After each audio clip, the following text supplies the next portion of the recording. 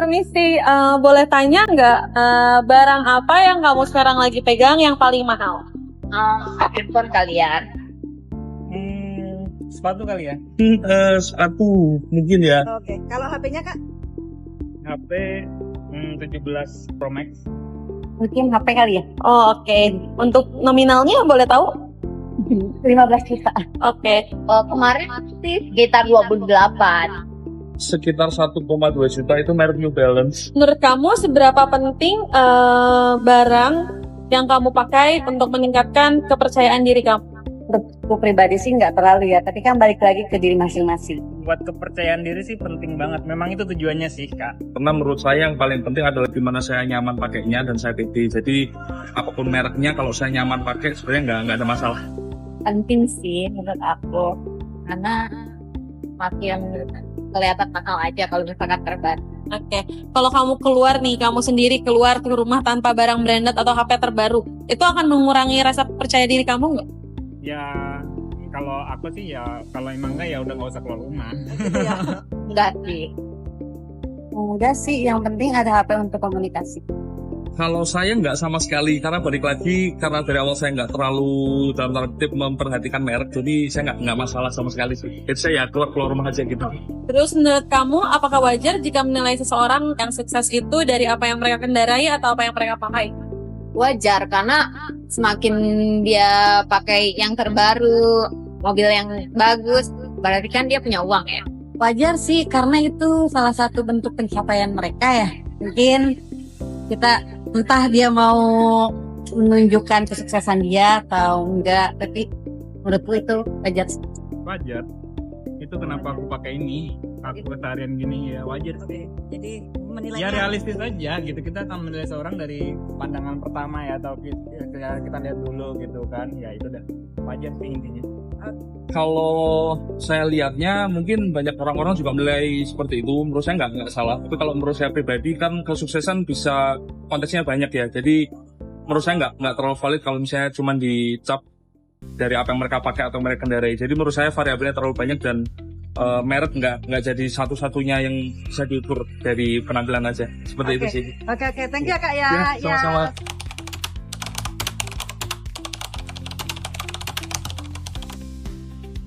Melalui wawancara itu, kita mungkin bisa melihat bahwa di era digital saat ini, kita hidup di tengah budaya yang sangat konsumtif. Kesenangan, penampilan, dan kepemilikan barang seringkali menjadi standar untuk menilai diri seseorang.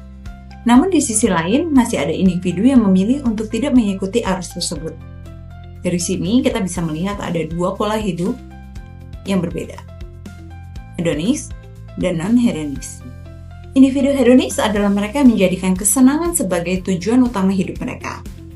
Dalam keseharian, hal ini terlihat dari kebiasaan mencari instant gratification melalui belanja, mengikuti tren, dan mencari validasi di sosial media. Dilihat dari cek wawasan dunia, hedonisme sekuler memandang bahwa kebahagiaan berasal dari hal-hal eksternal, seperti penampilan, status sosial, dan dengan apa yang dia miliki. Akibatnya, nilai diri menjadi bergantung pada bagaimana seseorang dilihat oleh orang lain. Fenomena ini bisa dijelaskan dalam beberapa konsep dari Michael Foucault. Yang pertama, panoptikon. Di media sosial, kita selalu merasa diawasi, sehingga kita mengontrol diri agar sesuai dengan standar sosial, kita jadi terdorong untuk tampil menarik agar tidak dihakimi bahwa hidup kita biasa-biasa saja. Kedua, fetisisme tubuh. Nilai diri sering dikaitkan dengan apa yang melekat pada tubuh, seperti pada pakaian dan barang mewah. Fokusnya bukan lagi pada diri sendiri, tapi pada penampilan luarnya. Yang ketiga ada episteme, di mana di zaman sekarang aturan tidak tertulis dalam masyarakat adalah konsumerisme. Nilai manusia diukur dari apa yang dimiliki, bukan dari apa yang ada dalam internalnya.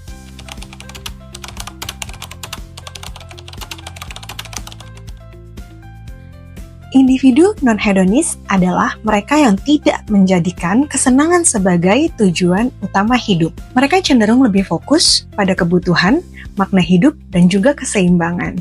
Sebagai wawasan dunia, non-hedonis melihat bahwa nilai diri tidak berasal dari eksternal, tetapi dari prinsip, tujuan hidup, dan nilai yang dipegang. Mereka tidak terlalu bergantung pada pengakuan sosial. Jika dilihat dari teori yang sama, dalam panoptikon, individu non-hedonis tidak sepenuhnya terjebak dalam pengawasan sosial.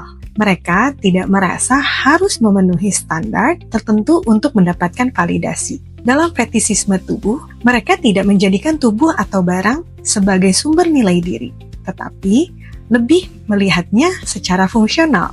Dan dalam episteme, mereka menunjukkan bahwa masih ada cara berpikir lain di luar konsumerisme, meski tidak sepenuhnya menerima aturan tidak tertulis yang ada di masyarakat. Fenomena di mahasiswa. Dalam kehidupan mahasiswa, kedua pola ini terlihat sangat jelas. Ada yang mengikuti tren, mencari validasi, dan juga konsumtif.